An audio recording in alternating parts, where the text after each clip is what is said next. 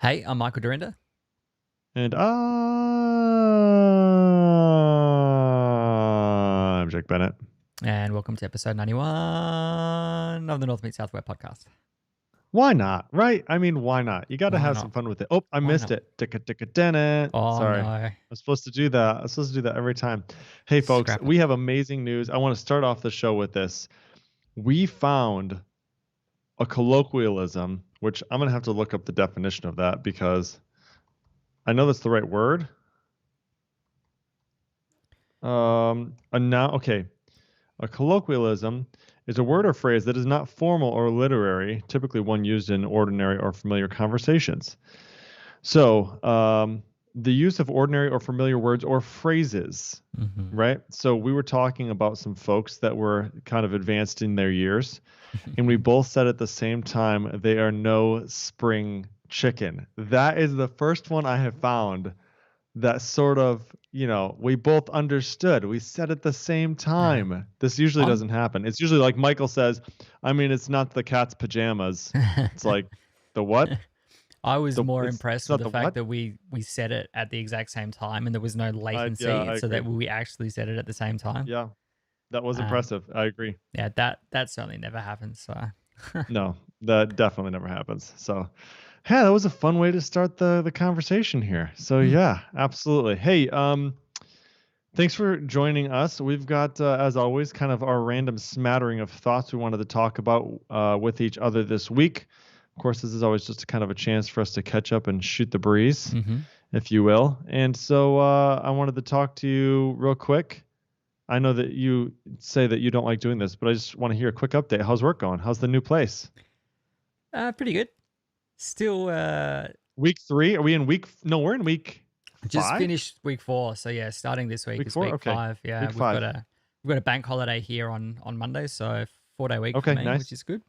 But Yep. yeah, it's been going well. The last couple of weeks, I have been making responsive tweaks and changes and things like Oh, that cool. I want to hear to about this. our Yeah. website. So, step one was figure out how to bring in Tailwind Okay. because Prefixes, right? Yep. So we added Okay. prefixes because they had sort of some utility classes. So there was the odd responsive and flex and things like that. And it's funny seeing a code base completely removed from Tailwind and this whole Mm-hmm. community that knows about it, but having classes that were named the same, which Oh, interesting. which So goes like to they had their show. own atomic classes. So there was class called Nice. flex, and literally the only thing it did was set display flex. Yeah. So Yep. it was interesting to see, as I said, something that's completely removed from Tailwind and from our community and from all of that kind of stuff, having used built atomic classes that did the exact same thing with the exact same name. So it Mm-hmm. goes a long way to sort of see how Adam and the team put together Tailwind in such a way that it is as simple as it is. Like, it's intuitive. You would expect that Flex sets something to display Flex and things like that. So yeah, we set the prefix configuration option on Tailwind. I brought in Laravel Mix just to do this, so there's no Nice. build process or anything like that. The website is So not. all It's those file get contents are still there? all the file get contents are still Oh there yeah. that we talked about previously. It's tricky because they didn't really want to introduce a build step. So as I've gone through and built everything out using npm, using Tailwind, I've sort of done all the work. I've just been running watch as I've had to extract a couple of component classes, and I can talk a little bit about why that was later.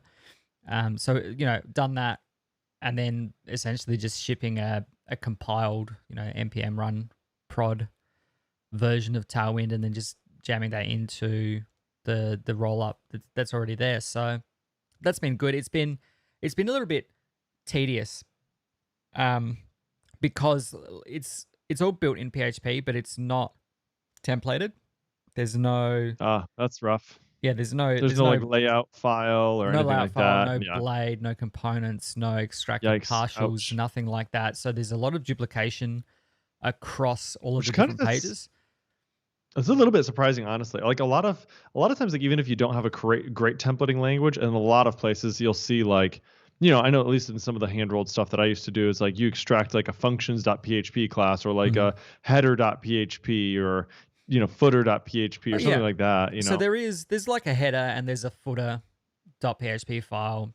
There's an index, like there's a front controller, which is kind of like Okay, Laravel's index.php, and it sure, defers to pages and it includes them based on the query string. So it's got a interesting. sort All right. of a router of some description and things like that. So it's So it's not like all they were just relying on like some HT access stripping off the yeah, .php and then just a flat file structure yeah, thing. Not that. yeah, yeah. No, so I mean it's all there.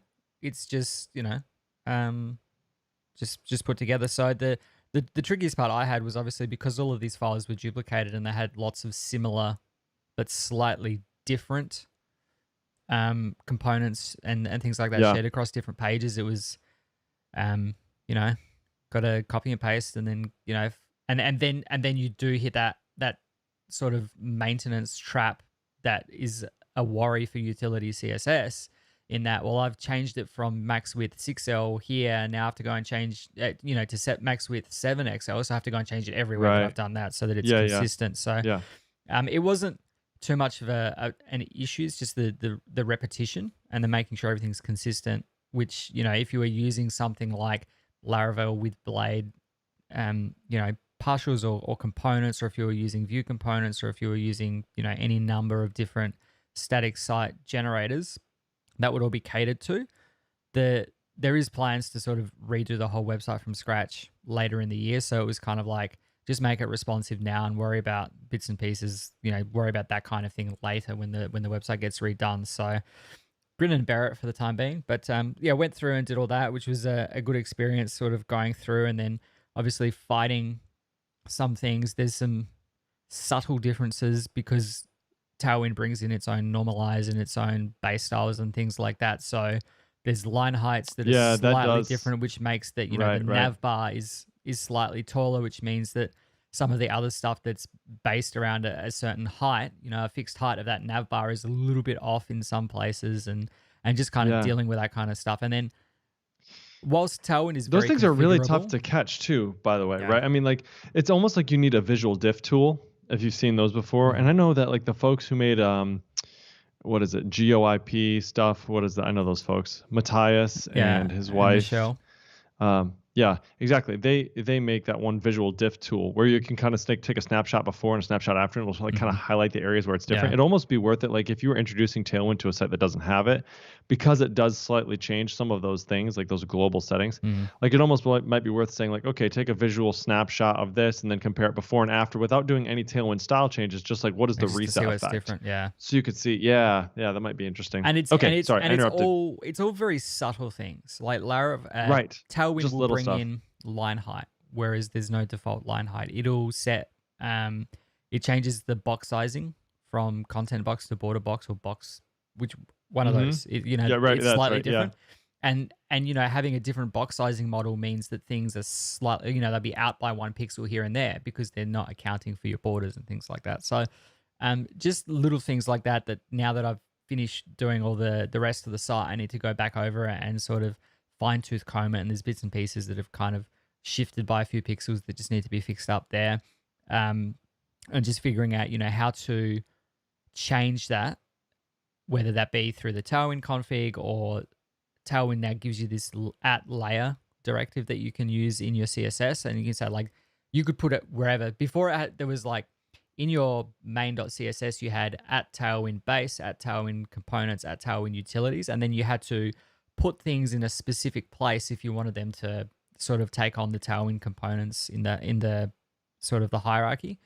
But now there's like an at layer directive that you could say at layer base, and then it doesn't matter where you put it. It'll just sort of sort itself out. So just a matter of figuring out the right approach there and sort of fixing it up. So yeah, it was just about getting some consistency. We had, content was different widths in some places. That we had like a floating footer that in some instances was wider than the content, in some instances it was narrower than the content, and sort of just trying to get a bit of consistency across the site. And then some pages that had just been put together at a desktop resolution, 1920 by 1080, that as you collapsed it, there were layers that would just get over the top of each other, or things that were not quite positioned. So just going through and then sort of bringing in a How few many like Tailwind. how many pages?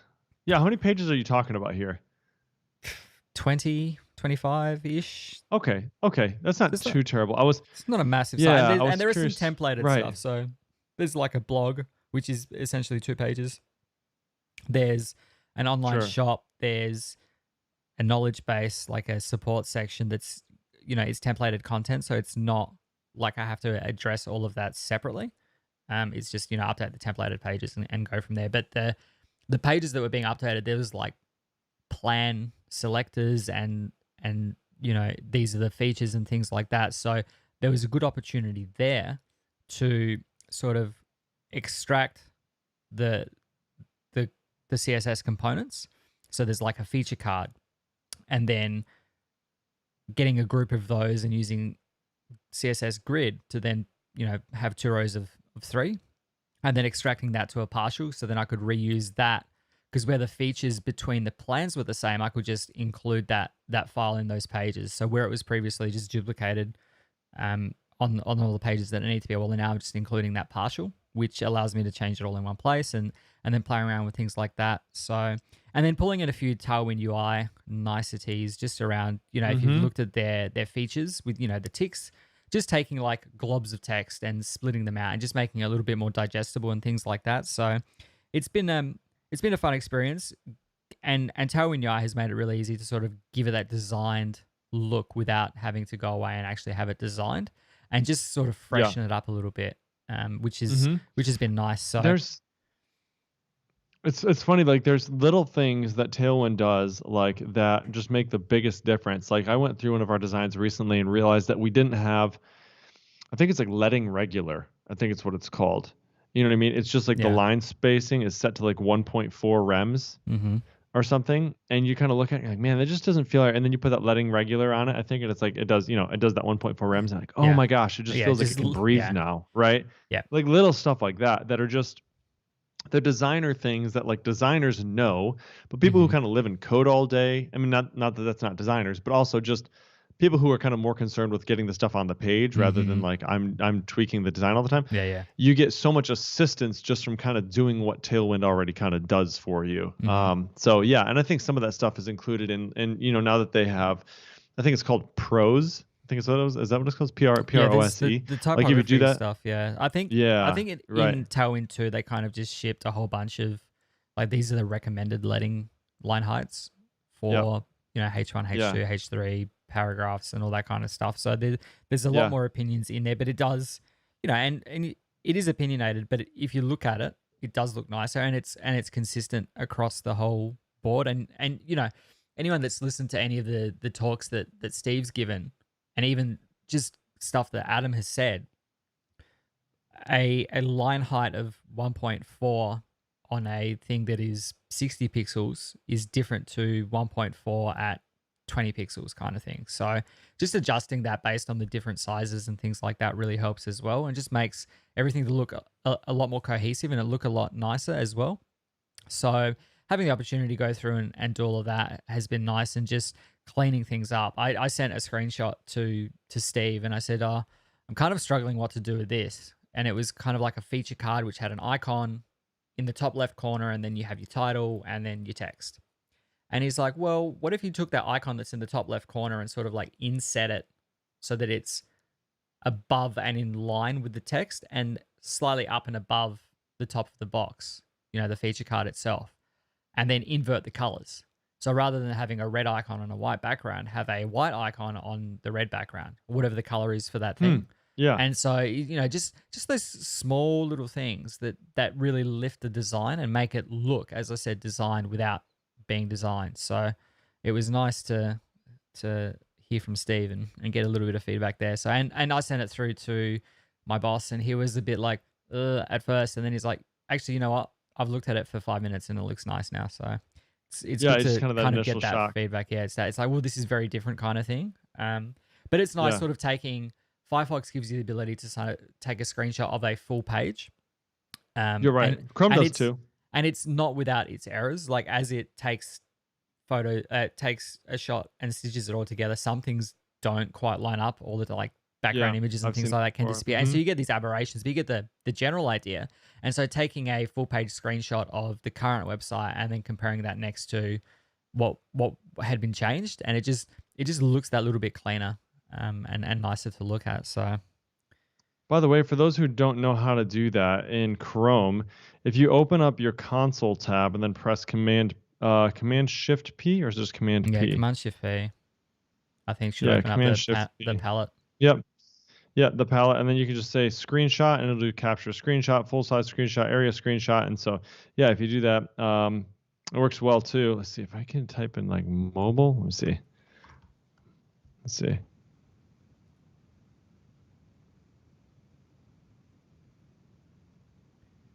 Yeah, I don't remember exactly what it is. In Firefox, you can just right click and just say take screenshot. It's a much sort of less hidden feature.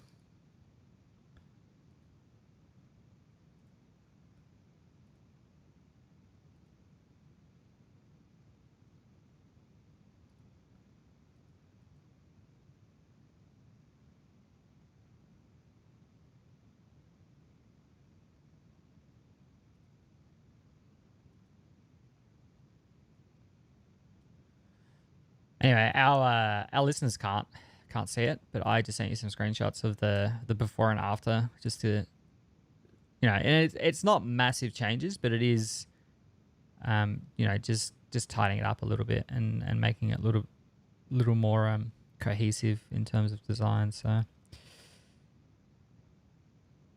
but we shan't. Oh, how did Jake? You are somehow muted. What happened there? How did you become muted? Sorry Yeah. about that.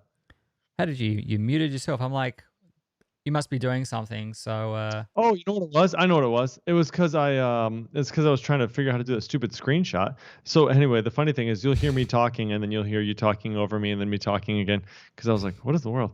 I muted myself. My bad. Sorry about that. Yeah, no, Yes. your site looks really great. Looks really, really great. I mean, I love the feature section at the bottom with the phone.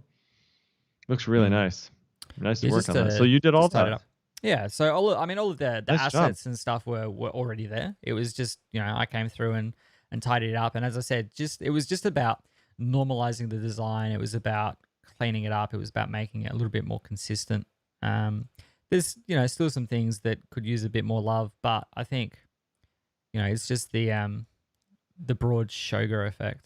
I think just having Yeah. listened to Nice. his, a number of his talks and spoken to him about design and, read refactoring UI and seeing the stuff that's coming out of Tailwind UI, it's easy to kind of get a feel for it and just, see how it all is and works.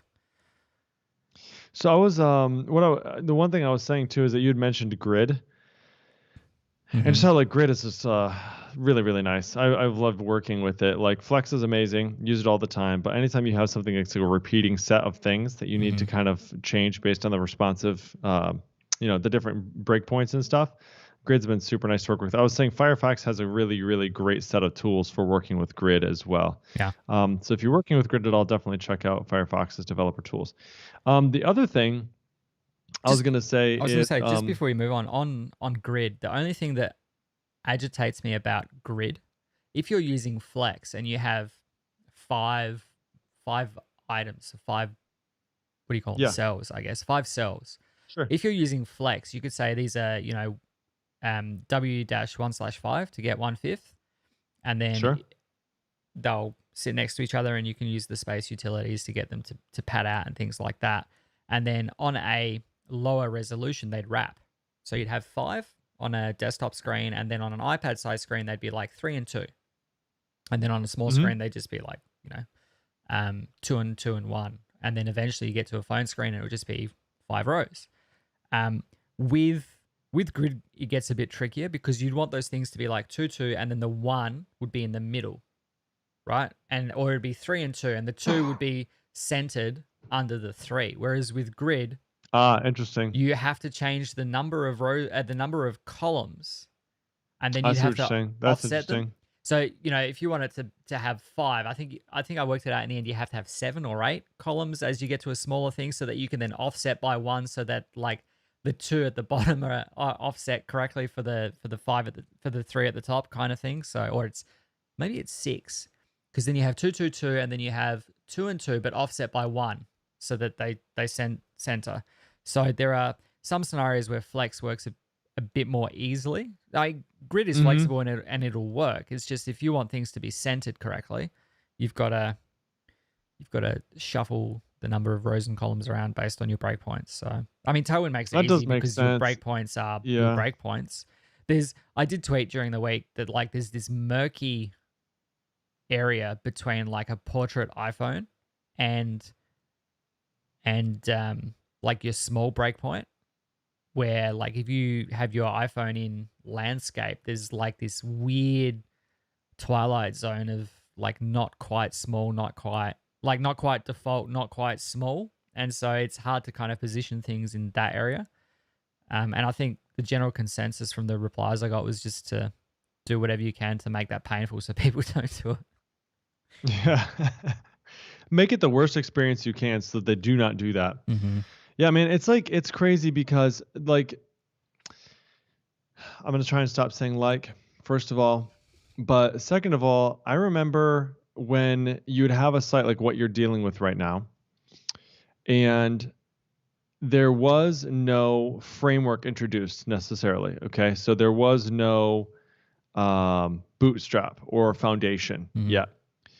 And so there was no ability to have sort of breakpoints unless you decided to kind of go all in and say, okay, we're going to start wrapping everything with like these calls and these, you're going to have all, you're going to put everything in like the grid, right? In the Tailwind grid, or not Tailwind, but the base, Bootstrap grid, Mm-hmm. right? Or Foundation grid. And then you got responsive ability to do stuff like that, right? Yeah.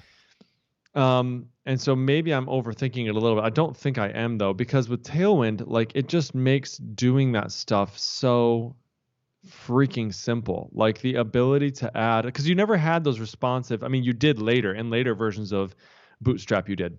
Mm-hmm. But those things that you would need, which were like, okay, if you're on a small screen, do this. The wonderful thing about Tailwind is that you literally have every single class you can add for every single Mm. size. It's so nice. Like you have all the freedom you could possibly need. People who do the hand rolled version of it, it's like if you're doing BEM style sort of class names or whatever, you literally have to have a new media query for every single class. And it's just so painful. It's so Yeah. painful. Yeah. And so anyway, yeah, it's brought a lot of freedom, or it's just so much easier to use, I feel like, than it Yeah. ever has been to do that sort of responsive stuff.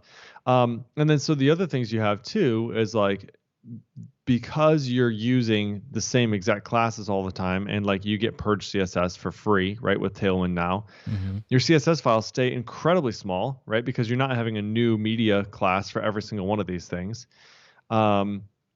Your HTML grows in size a little bit, right? But as long as you're like extracting components and things like that, if you have like a templating system that allows you to do that well, you really don't incur any penalty. It doesn't Yeah. feel like, right? You still have the reusability of it, while not having to write CSS, right? It's like I'd rather write a little bit more complex HTML than have to Mm-hmm. dive into CSS all the time. Yeah. And so this argument's been made hundreds of times, right? Like this is the people who are advocating for atomic CSS sort of stuff. But kind of like what you said at the top is like, you ended up finding that, they did end up making some of their own atomic classes. It's just people like Tailwind went ahead and went all out with it.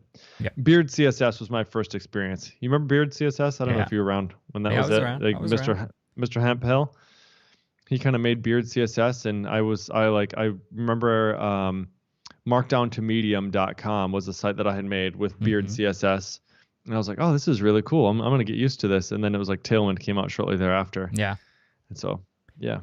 And Anyway, that was the end of the line there. Yeah, that was the end of the line there. Yeah, but so like I remember one time I was at this conference called an event apart. So Eric Meyer and Jeffrey Zeldman. Eric Meyer is like the godfather of CSS, and Jeffrey Zeldman's like Mr. Standards for HTML. Mm-hmm.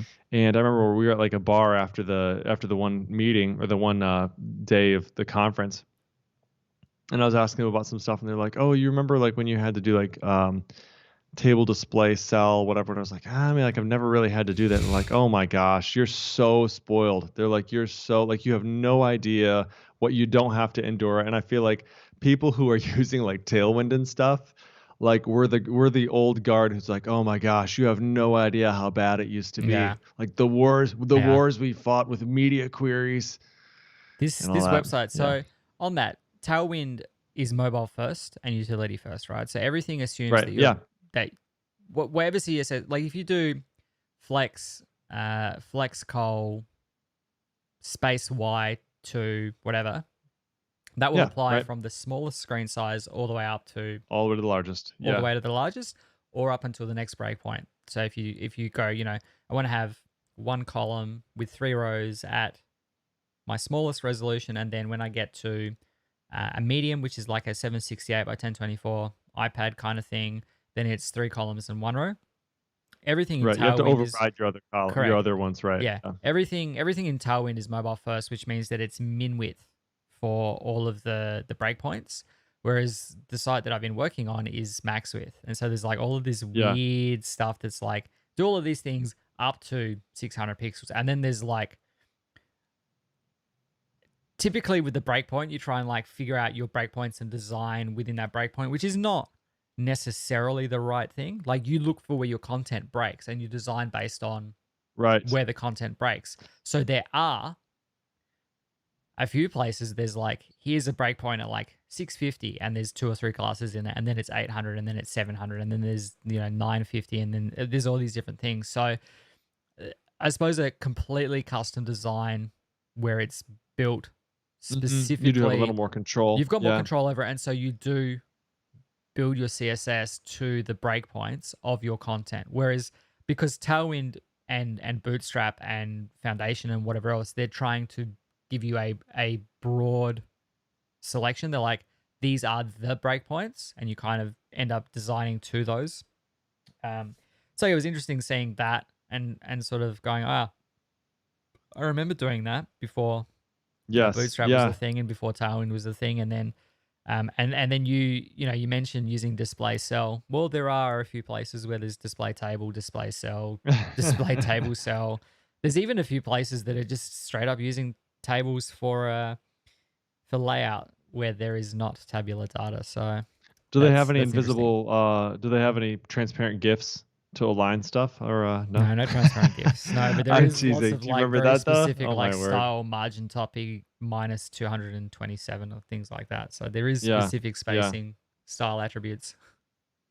The good thing too is like, okay, so with that what you're saying is absolutely correct. Like in some senses, like things like view components allow you to do very, very like if you broke everything down to like view components or even like web components, I suppose, whatever. Where like maybe not web components. I don't know enough about that to say that. But with view components, you have the CSS, the script, and the template all embedded in one spot, right? So you literally could write your own components sort of from scratch. Like you could write your own stuff, right? That would be possible, and that would which is probably be a totally decent thing. way And to it's organize fine it. because at least it's it's scoped to that thing. So in a Correct. view component, if you have like style space scoped, it means that anything that you generate there will be specific to that component only. And then view Correct. when it compiles, it adds like a suffix or a prefix or something so that it does specifically target that component.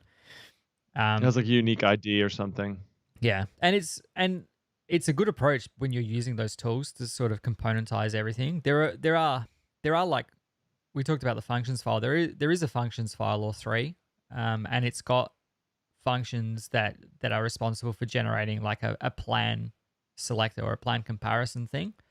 And then it's like, here's the PHP thing, and then it's just like a wall of HTML just like in there and like tables. And so you lose all the syntax highlighting because it's just a text string. You lose any sense of like being able to navigate this file. Like once it's there, and if you could end up with like an unclosed tag somewhere, and then the whole website breaks, and then trying to figure out where that is just a bit hellish. But I made it through to the end. I got there, and I'm It looks wonderful. pleased with the changes. Yeah, so I say as I said to the listener, to quote another podcast, or the customer, um, it's that's a screenshot of the homepage, but there's a whole bunch of other pages that have been tidied up and look a little bit more respectable and just a little bit more consistent, which just I think elevates the business, the professionalism,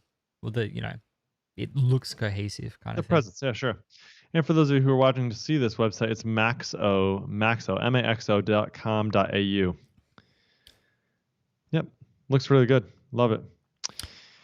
What else was I gonna say about that? Probably some other old man complaining stuff. I don't know. Yeah. Anyway, fun times. I think you were about to talk about Grid.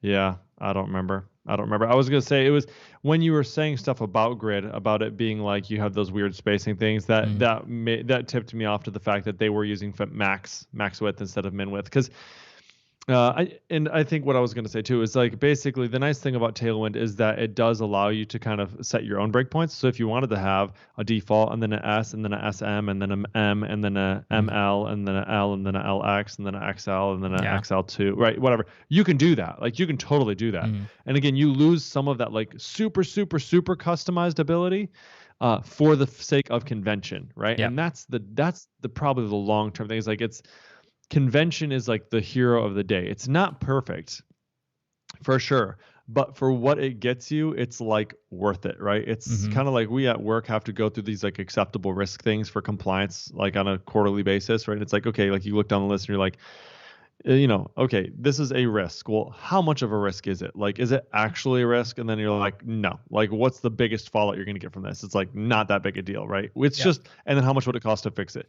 Way more than it's worth. Okay, it's an acceptable risk. If it happens, it happens, right? Sort of deal. And it's the same thing with like this. It's like, okay, you're going to get this little tiny weird breakpoint that probably not very many people are going to see. Is it worth it? Well, like if your client is that picky, if they're really concerned about it, then okay, maybe. I mean, or if you're like having if you have an unlimited budget and you want to spend the money on making sure that every breakpoint is like perfect, then sure, go for it. And if your client is never going to edit that content also, by the way, right? Because as soon as they edit that content and there's another item in there, now you're probably screwed. So good luck with that, right? So anyway, all that to say, yes, conventions and Tailwind and all that for the win. That's an interesting point just on that.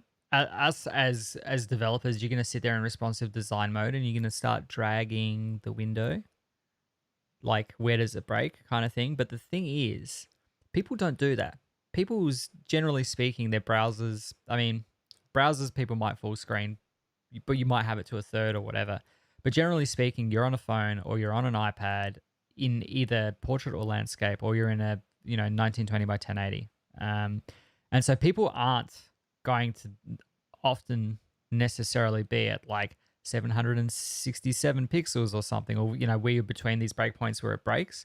So if you're in between there, I would suggest that that's a minority of people that are on those sort of in-betweeny places. And to save yourself, pain and suffering and so much time, just look at your main breakpoints like phone, tablet, desktop.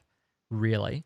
I know Tailwind has, the default, which is phone. Then you've got small, which is a 640. You've got medium, which is your iPad portrait at 768. And there's 1024, which is, again, your tablet, iPad kind of thing in landscape. Then there's 1280, which is the common, or was the common sort of desktop. And then there's 1536, which is, I suppose, where you'd be on a standard full HD display. So try and constrain yourself a little bit and then work within those bounds. And things would be slightly different in between sort of 1280 and 1536 and things like that. But I wouldn't stress too much over it because you just never finish your design. Exactly. And if there is a special use case, you could always write it in, right?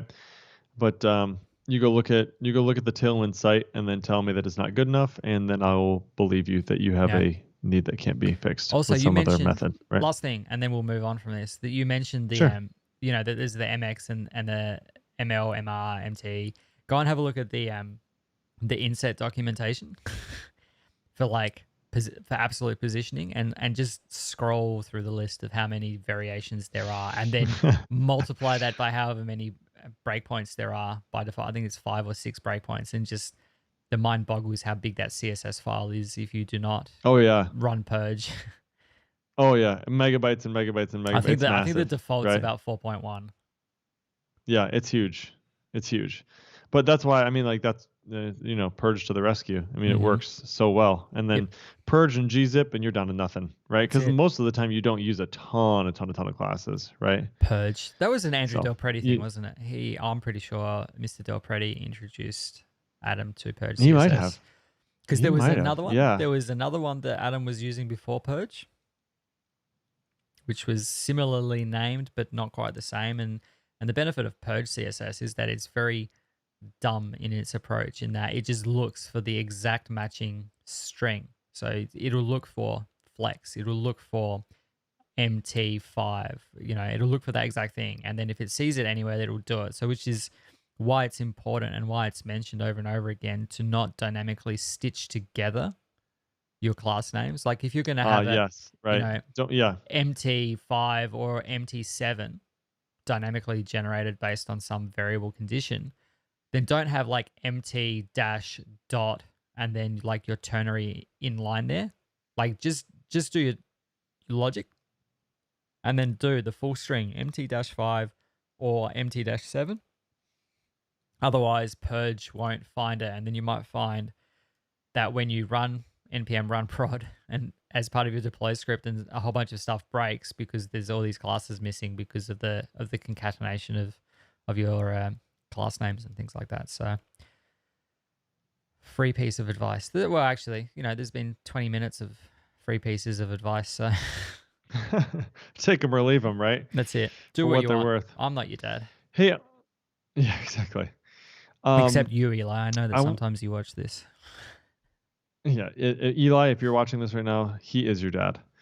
So I wanted to talk a little bit about that Wants app that we've been using for the last couple of weeks, which is going really well. But I also wanted to tell you real quick that I've been trying to do network cabling a little bit at my house.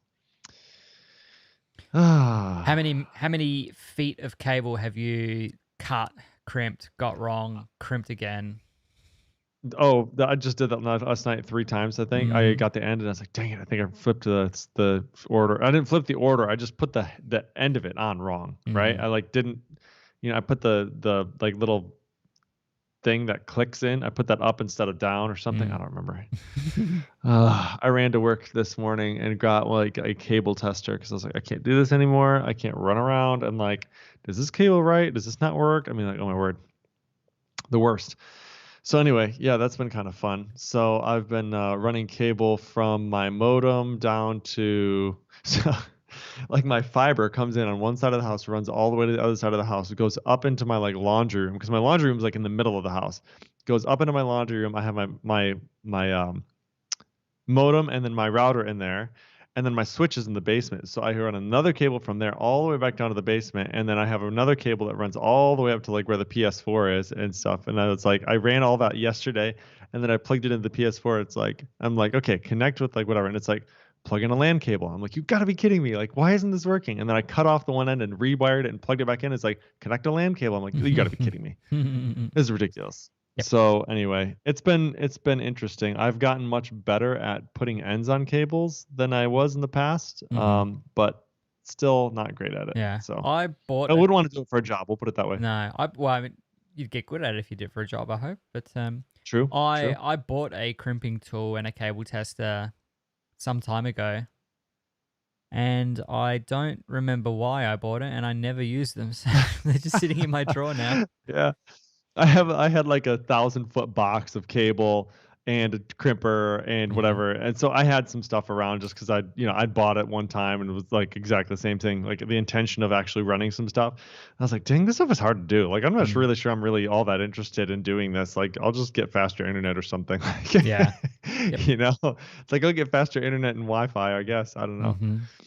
Anyway, it's been an interesting experiment. It's been fun, if for nothing else, just to kind of like, just to try it out and see how it goes. But Anyway, do you know the pattern that you use? I had to remember it. It's Not off the like, top of my head. yeah, I had to look it up. I think it's white orange. I'm gonna get it right. I think it's a white orange. Is it orange white or white orange? Or whatever it is. It's the cable with the striping. Yeah. White orange orange, white green blue, white blue green, white brown brown. I think is what it is. And there's two different standards, so you got to make sure you don't screw it up. And don't mix them up. Yeah. Doesn't matter too much as long as it's the same on both ends, really. Yeah. My I can Google hear. Home thought I was just talking to it. I don't know why. No. It's because I was talking. Anyway. Okay. So wants. So it's been going good, almost too good. Like people have been like, oh yeah, I've been putting in all my wants and everything, whatever. Like literally all like everybody just throws up in there. But the good news is like I don't have to do anything until I decide I want to, right? Which has been great. Yeah. But one interesting thing that's happened, which I did not foresee, and I think maybe you had said this, like you had said maybe give them a limited number of votes, right? Mm-hmm. So now people can only upvote once per want. So they can't upvote it multiple times. They can only like give it a thumbs up one time. So each person gets one of those, but they could literally go through every single one of them and thumbs up them, Mm-hmm. right? Because they don't have a limited number. Correct. So it's like I feel like like Dig or Reddit, like they've got some sort of system. I don't know. I never upvote anything on Reddit. Do they have like a limited number of upvotes you can give or no? I don't think so. No. I No. feel like Dig did. Maybe Dig did. I don't know. Yeah. Maybe not. But anyway, like so there was a couple ideas there, like limited number of that. And then also the idea that like maybe if you had a limited number, you could choose to apply all of your upvotes to a particular one. Like basically like this is so important, I want to throw all my weight behind this one. Right. Mm-hmm. And then also this idea. So Kaneko actually called me the other day and he was like, hey, I heard you guys talking about this. I had some ideas. And so his idea was to say that people relative to their position in the company should have different numbers of votes that they can cast, Mm-hmm. right? So like if you have the CEO, maybe he gets as many votes as is equal to the number of people he manages, Yeah. right? Just as like, I Or mean, that's just yeah, a completely arbitrary metric. Weighting them basically. Yes, correct, exactly. Just weighting their votes for more, right? So you could either do that by saying they get more votes, or you could do it by saying each one of their votes counts for more, right? And then in your scoring of that thing to say like how badly is it wanted, you could calculate that one of a couple ways, Mhm. right? Like I said, like either just they get more votes so they can push more votes onto it, or each one of their votes counts for more. I think it's a little bit difficult because like part of this is like a grassroots thing. It's like people who don't normally have a voice can have a voice because anybody can put a want out there, right? And so it's more like the people who don't normally get to decide what gets built are now getting to decide what's built based just on user demand instead of, well, the executive says this is important, so this should happen, right? Like Mhm. they already get a vote. They have votes outside of this system. Like if they say something is getting built, it's getting built, right? Because they're paying for it, right? So it's kind of like they don't really even need a voting system. If they say it's happening, it's happening. Correct. So I don't know that I want to do that because it sort of feels like it's taking away the voice of everybody else. It's basically like you're just giving them another place to push their weight Yeah. around, I guess. Not that I- they're like, that sounds bad, but you know what I'm saying. Like Yeah. it sort of like defeats the purpose. I suppose that's where you sort of look at the shaping, sort of the Basecamp shape up thing, where you go, all right, well, this is our 6-week cycle, and we're going to do this one, director board whatever thing that's Yeah. 3 weeks, and then the other 3 weeks we're going to fill in with the other tasks from wants. Like you have to figure out how to slot them all, like Tetris them all together so that everyone sees like something's getting done. And this is what I said last episode, that you can't let it become either a dumping ground or just a place for things to go to die, because if people see that nothing's happening with the things that they're putting in there, then nothing, they'll just stop using it. Yeah, exactly. So that's a matter of is also like, sort of managing expectation with all of the Yeah. stakeholders, but also making sure that you have buy-in from the senior levels of the business, that they understand that like if this is going to work, then they can't just come in and sort of override everything. Like if you decide that we're going to do this 1 3 week thing for management and then these 5 things for the other 3 weeks for, the broader business, then there has to be buy-in that that's what's going to happen. Because if there's no buy-in from everyone, then it doesn't work. Yeah. Yeah, and then there's a lot of things to consider, but like there's also originally there wasn't this idea of like being able to close one out, but you do have ones that are like that's like it's literally impossible, Yeah. right? Yeah. Like, hey, we want to be able to edit a want after we put it in. It's like it's sort of like editing a tweet, Yeah, right? I was going to say, If you're you turning will. it to Like Twitter it's like there. exactly, because it's like, okay, I put a tweet out and then I get a bunch of likes and a bunch of retweets and then I change the Twitter or then I change the tweet. Well, it's like you can't really do that. It's sort of like once it's written, it's written. Like if if you made a mistake in the text, well, you made a mistake in the text. Like, sorry, you're gonna have to deal with that, right? So and then there was actually other ones too where they're like, oh, there's this form that we fill out that we make mistakes on a very common basis. It's like, well, then don't make the mistake. Like don't. And they're like, well, what if we just had like a warning thing that said like, hey, are you sure? And it's like, well, you're just going to press enter faster then. Like you're That's just going to enter until it goes through. Like it's just, you're going to blow right through that. You're still going to make mistakes. Like you just got to be careful. Like, and if maybe there's a way to say like, oops, I didn't mean to do that. Stop it. Like maybe delete it like, or something like that. Like if it's within the first 5 minutes and you realize you made a mistake, then delete it. That's possible, I suppose. And then make a new one, right? But probably not like, I'm going to edit it after the fact. It just doesn't work, right? So, correct.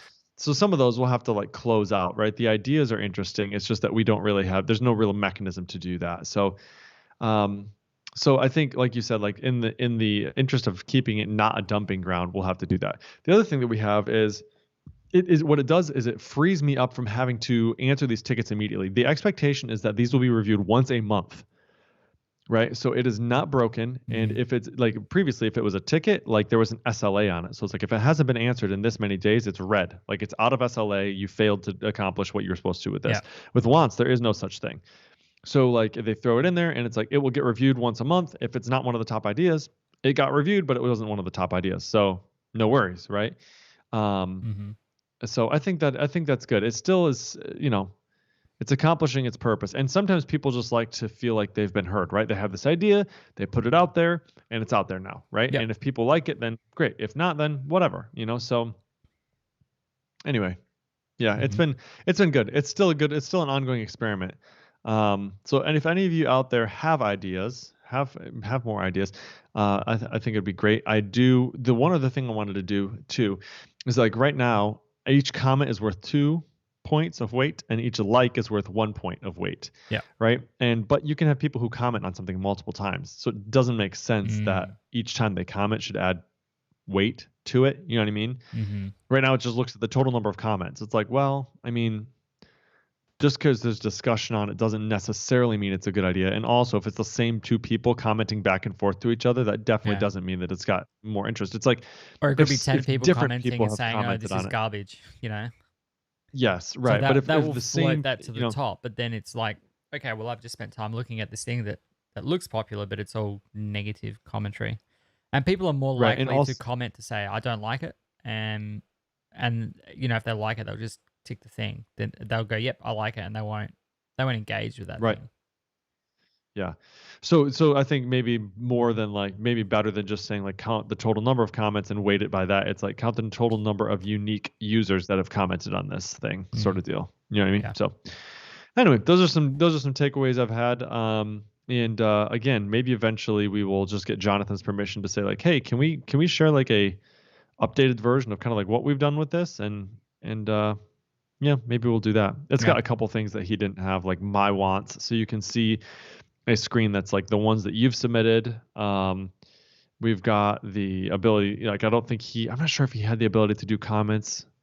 Yeah, he did. He did have the ability to do comments. Actually, I'm trying to remember which portion he didn't have yet. I think he was just generating a lot of this stuff through the database, like seeding it. So he had the UI for it, but he didn't actually have the ability to create a new want or the ability to make a new comment.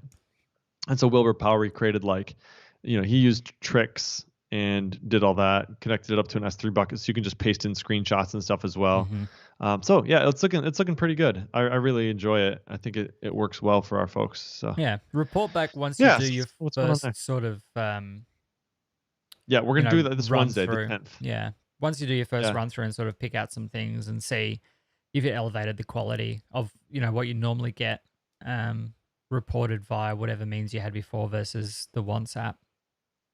I'll tell you what it did do. I got to close out about like 50 tickets because I basically looked through. I went through all the tickets and I said anything that was in the on hold status were ones that I said basically I determined were features. Mm-hmm. And so I emailed all those people and said, hey, you have tickets out here. These are going to be closed out on the 7th.